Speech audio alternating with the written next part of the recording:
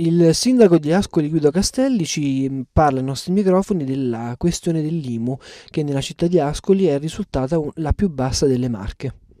Allora, il sindaco Castelli insomma, ci dice la questione dell'IMU perché ha detto che in alcuni casi nelle Marche le tariffe sono doppie o anche quadruple in alcune città rispetto ad Ascoli. Quindi ecco, può dire insomma, su questa questione. Ma io da sindaco di questa città ho dato a me stesso un impegno e un obiettivo da conseguire, quello di mantenere una politica fiscale che non producesse uno stress eccessivo sulle tasche dei cittadini che già sono oppressi, già sono drammaticamente invasi dalla questione fiscale. Quindi noi abbiamo con soddisfazione registrato come proprio il Sole 24 Ore abbia individuato nella città di Ascoli Piceno il capoluogo con l'IMU più bassa d'Italia. Questo è un fatto concreto che al di là di tante chiacchiere deve fornire il destro per una riflessione più generale.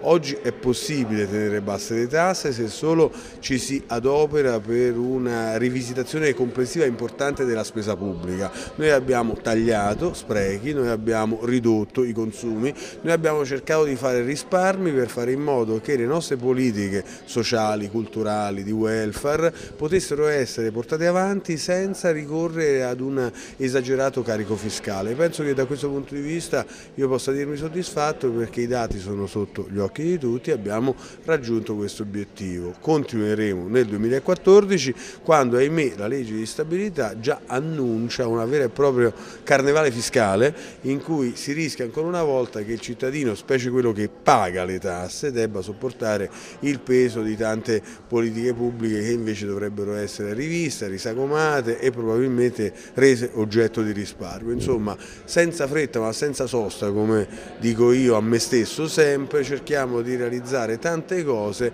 senza creare però un vallo, un vero e proprio drammatico, una drammatica distanza con il cittadino. Ad Ascoli lo stiamo facendo e sono molto soddisfatto di questo.